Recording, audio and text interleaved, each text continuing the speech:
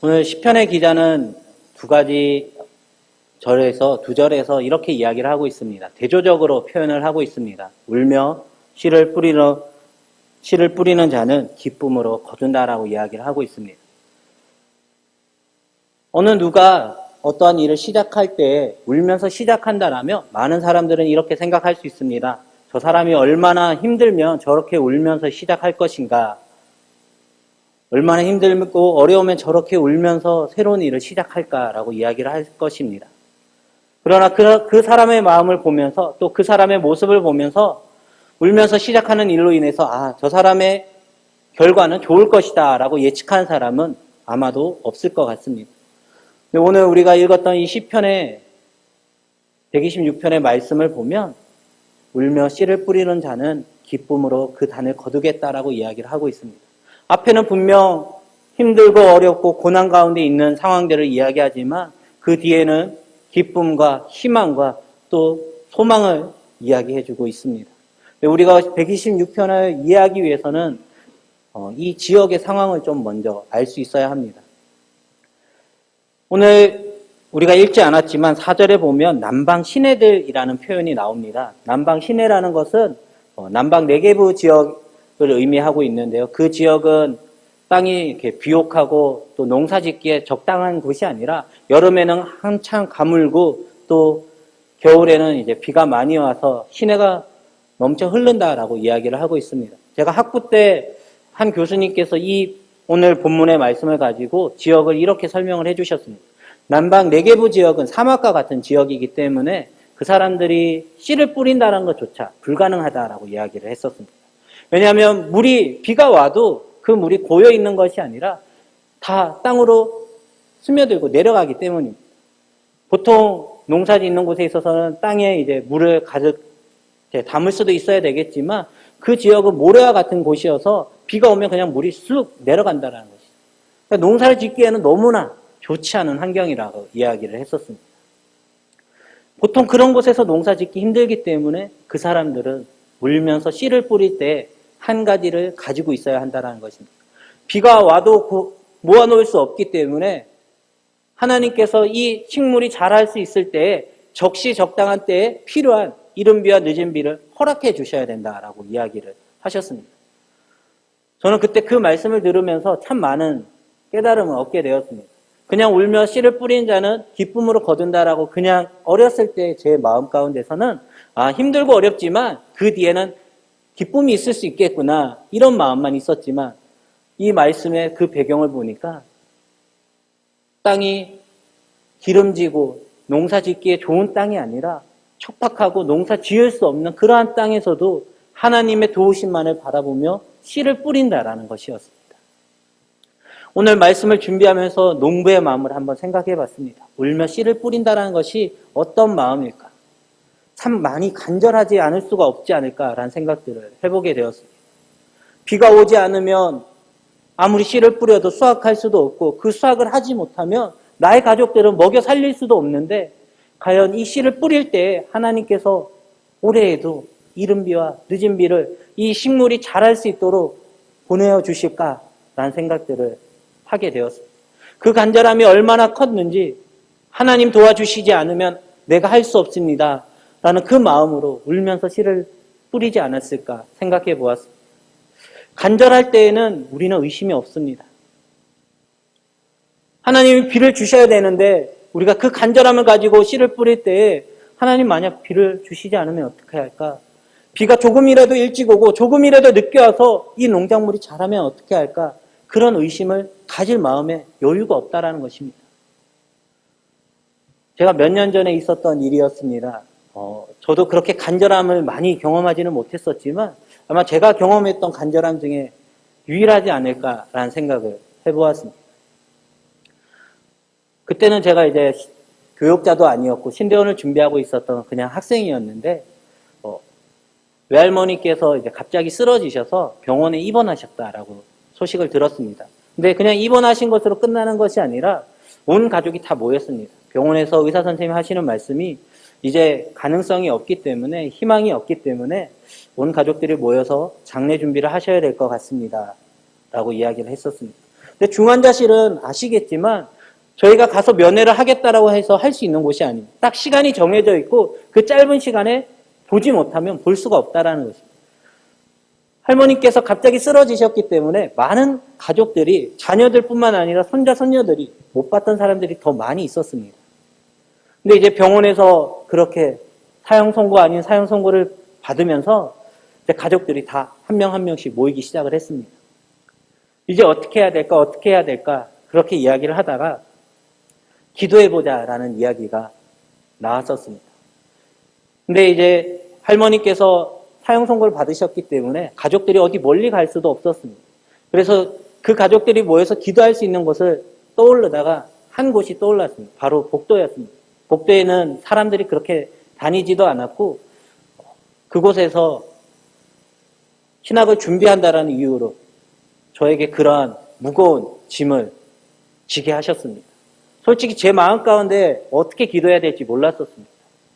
제 부모님을 두 분 다 일찍 여의었지만 갑자기 그렇게 돌아가신 게 아니라 제가 뭐 기도할 수 있는 그런 상황이 아니라 아버님께서는 이미 투병 중에 갑자기 그렇게 돌아가셨고 어머님은 갑자기 쓰러지시면서 제가 군대에 있어서 나오자마자 돌아가신 소식을 듣고 나왔기 때문에 그런 간절함을 가지고 기도할 수 있었던 경우가 한 번도 없었습니다. 뭐라고 기도해야 될지, 어떻게 인도해야 될지, 또 친척들 중에 교회를 모든 분들이 다 열심히 다녀서 기도 인도하는 것이 편하면 상관이 없는데 그렇지 않은 분들도 있었기 때문에 어떻게 기도해야 될지, 어떻게 하면 잘해야 될까 이런 걸 생각했을 때 아무런 생각이 없었습니다. 그냥 단 한 가지 마음밖에 없었습니다. 하나님 살려달라. 하나님이 도와주셔야 한다라고 그 간절함밖에 없었습니다.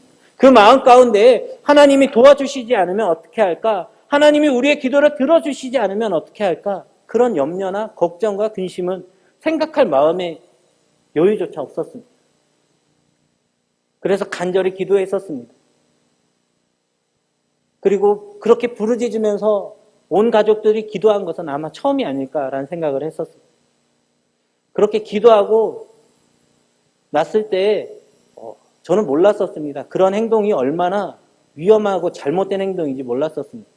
왜냐하면 중환자실에 있는 모든 분들이 이제 상황이 그렇게 건강 상황이 좋아서 중환자실에 계신 분들이 없기 때문에 그분들이나 그분들의 보호자들의 심적으로 다 어려운 상황인데 옆에서 그렇게 크게 소리를 지르고 기도하는 것 자체가 그분들에게 있어서는 피해가 될 수 있다는 것을 그때는 몰랐었어요.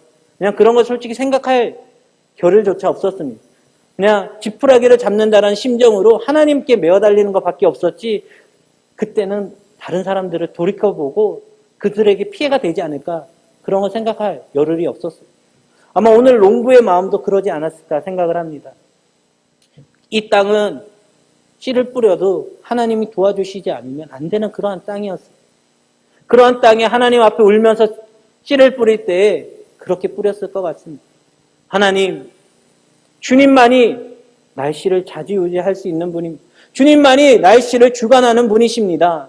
하나님이 도와주시지 않으면 그 어떤 누구도 저를 도와줄 수 없습니다. 라는 마음으로 씨를 뿌렸을 것 같습니다.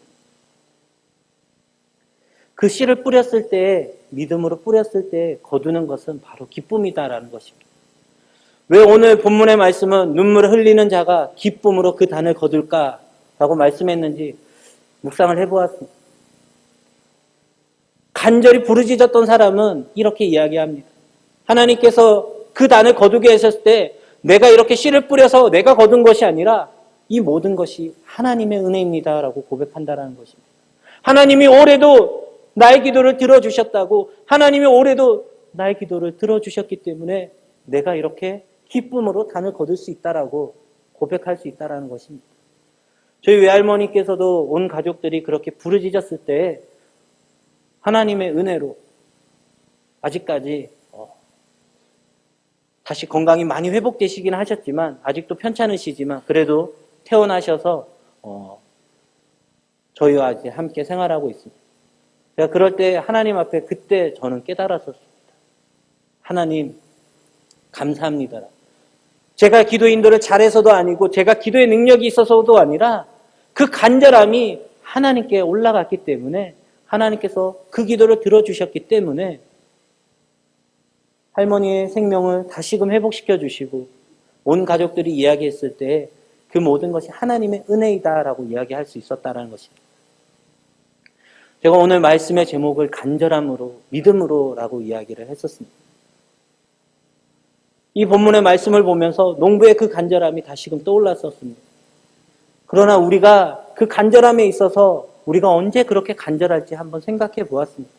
분명 나도 열심히 기도하는데, 나도 매일 교회 나와서 하나님을 믿는데 왜 나는 기쁨으로 단을 거두지 못할까? 왜 나는 기쁨으로 거두지 못할까? 생각해 본 적이 있었습니다. 근데 그 간절함이 아무 때나 있는 것이 아니었습니다.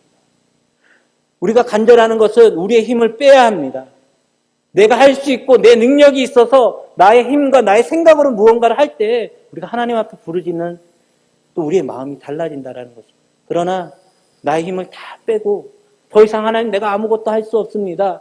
오직 하나님만이 하실 수 있습니다라고 고백하며 나아갈 때에는 우리가 기도조차 나오지 않고 내 입술을 열어서 하나님 부르짖을 힘도 없지만 하나님의 그 마음의 간절함을 보신다는 것입니다. 그 간절함만큼 우리가 눈물로 씨를 뿌릴 수밖에 없다라는 것입니다. 그러한 간절함을 지금 우리는 얼마나 가지고 있는지 한번 돌아볼 수 있었으면 좋겠습니다. 하나님이 우리에게 원하시는 것은 그냥 매일매일 예배 때에 와서 앉아있고 시간을 때우면서 기도하는 것을 원하시는 것이 아니라 하나님 앞에 간절히 부르짖고 오늘 농부가 했던 것처럼 하나님께서 이른 비와 늦은 비를 적시적소에 부어주실 것을 믿고 씨를 뿌린 것 같이 이 모든 문제들, 내 앞에 와 있는 그 사면초가의 문제들을 하나님께서 내가 알 수 없지만 하나님이 원하시고 계획하신 때에 해결해 주실 것을 믿고 우리는 나의 힘이 아니라 하나님 믿습니다. 하나님이 도와주실 것을 믿고 간절함으로 하나님께 아뢰 때 하나님께서 그 결과로는 우리에게 큰 은혜를 허락하여 주시지 않을까 생각해 보게 되었습니다. 근데 우리에게 목표가 한 가지 있어야 합니다. 많은 사람들이 기도할 때 그런 목표를 가지고 있습니다. 내가 기도하면 하나님께서 응답하여 주실 것이다. 내가 기도하면 하나님께서 나에게 복을 주실 것이다. 그러나 우리에게 가져야 되는 목표는 기쁨으로 단을 거두는 것의 목표가 아니라 하나님, 내가 하나님 앞에 나아갈 때마다 나의 마음을 다하여서 간절히 하나님께만 부르짖게 해달라고 우리가 기도하는 것이 우리의 목표가 되어야 된다는 것입니다. 기쁨으로 단을 거두는 것은 하나님의 주신 전적인 은혜입니다. 내가 그 기쁨으로 단을 거둘 수 있다 없다에 선택할 수 있는 권한은 우리에게는 없다라는 것입니다. 하나님께서 올해 내가 기도했을 때 그 기쁨의 단을 수확할 수 있는 것을 주셨으면 그것을 우리는 감사해야 됩니다. 그러나 주시지 않았다 할지라도 우리는 그래도 감사해야 돼요. 왜냐하면 하나님이 우리와 지금도 함께 하시기 때문입니다. 그때는 내가 정하는 것이기 때문에 하나님 왜 올해 나에게 이거 들어주시지 않느냐? 하나님 왜 내가 그렇게 기도했는데 나에게 들어주시지 않느냐고 우리가 원망할 필요가 없다라는 거죠. 하나님이 예비하시고 계획하신 때는 우리가 알 수 없다라는 것입니다. 이제 말씀을 정리하겠습니다. 저도 부모님을 두 분 일찍 여일 때 그런 원망이 참 많았습니다. 하나님 왜 그렇게 기도했었는데 기도를 들어주시지 않았을까? 원망을 참 많이 했었습니다. 근데 오늘 말씀을 준비하면서 그런 생각이 들었습니다. 제가 군대에 있으면서 아버님께서 일찍 돌아가시고 어머님 홀로 남으셔서 항상 제 기도 제목 하나였습니다. 뭐 제가 군생활 잘하게 해주세요 이런 것도 아니었습니다. 뭐 군생활 힘들어도 상관이 없었는데 하나님 부모님 남아 계신 어머님과 여동생이 건강할 수 있게 해주세요라고 그 기도만은 했었습니다. 근데 오늘 말씀을 준비하면서 왜 하나님이 제 기도를 안 들어주셨을까? 정답을 깨달았습니다. 간절함이 없었습니다. 그냥 형식적으로 기도했었습니다. 그리고 하나님이 안 들어주셨다고 하나님을 참 많이 원망했었습니다. 근데 오늘 돌이켜보면 하나님께서 제 기도를 들어주시지 않은 것이 아니라 그건 제가 계획하고 있었던 제 생각이었다라는 것이지 지금 다시 이렇게 하나님의 거룩한 단에서 하나님의 말씀을 전할 수 있었던 하나님 그 계획이 있으셨음에도 불구하고 제가 간절함이 없었기 때문에 믿음이 부족했기 때문에 하나님의 뜻을 깨닫지 못하고 내가 기쁨으로 거둘 수 있게 해주시겠다라 했던 그 약속을 믿지 못하고 하나님을 원망했던 것을 돌이켜보며 회개하는 시간을 갖게 되었습니다. 기쁨, 눈물로 씨를 뿌린 자는 기쁨으로 우리가 거둔다라고 했습니다. 우리가 그래서 이 시간에 함께 기도할 수 있었으면 좋겠습니다. 우리 교회를 위해서 기도할 수 있었으면 좋겠습니다. 다른 것이 아니라 하나님, 내가 우리 교회를 위해서 기도하겠습니다.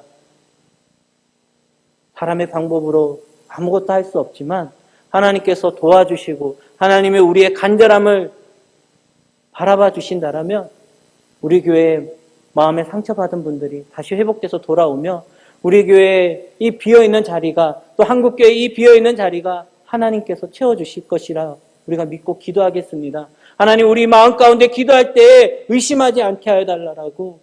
사단마귀가 우리 마음 가운데 하나님이 그때 비를 주시지 않으면 어떡할 것이냐고, 네가 지금 씨를 뿌려도 아무런 소용이 없다라고 그런 의심을 주지 않도록 하나님, 우리가 간절한 마음으로 기도할 수 있게 해달라고 우리 이 시간 교회를 위해서 잠깐 기도하도록 하겠습니다. 사랑이 많으신 하나님, 그렇습니다.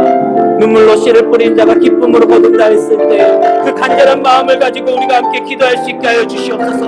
하나님, 나의 능력과 나의 힘으로 기도하는 것이 아니라 나의 모든 능력과 나의 모든 생각으로 그 문제를 해결하는 것이 아니라 전적으로 하나님을 의지합니다. 전적으로 하나님만을 바라봅니다. 하나님, 우리를 도와주시옵소서. 하나님께서 계획하신 때에 우리를 도와주시옵소서. 하나님께서 계획하신 때에 이를 위한 늦은미를 허락하여 주시고 우리 임마누엘 교회가 다시금 하나님 일어날 수 있게 하여 주시옵소서. 하나님만을 바라보게 하여 주시옵소서. 하나님만을 의지하며 나아가게 하여 주시옵소서. 하나님께서 허락하여 주신다면 우리 임마누엘 교회가 다시금 기쁨으로 단을 거두게 하여 주시옵소서. 하나님, 우리와 함께 하여 주셔서 우리의 눈물의 기도를 기억하여 주시옵소서. 하나님, 그동안 우리가 간절함으로 기도하지 못하는 것을 회개합니다. 하나님, 우리를 용서하여 주시옵소서. 이제는 다시 우리가 교회를 위해서, 우리 가정을 위해서, 우리 나라를 위해서 하나님 앞에 간절함으로 부르짖게 하여 주시옵소서. 하나님 아버지, 우리의 중심을 바라보시는 주님만을 바라보며 나아가게 하여 주시옵소서. 아버지께서 함께 하여 주시려 믿습니다.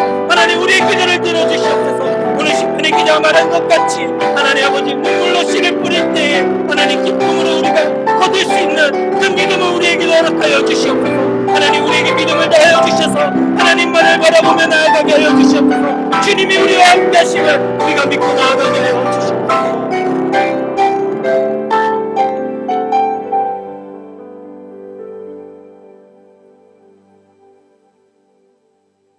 그렇습니다. 하나님, 지금까지 우리가 원하였던 것은 내가 기쁨으로 거두기만을 원하였습니다. 하나님이 원하셨던 것은 기쁨으로 단을 거두는 것은 내게 주시는 선물임에도 불구하고 나는 그것을 목적으로 하고 정작 하나님이 원하셨던 간절함으로 하나님 앞에 무릎을 꿇고 교회를 위해서, 나라를 위해서, 우리 가정을 위해서 기도하는 것을 형식적으로만 했던 것을 이 시간 회개합니다. 하나님, 우리를 용서하여 주시옵소서.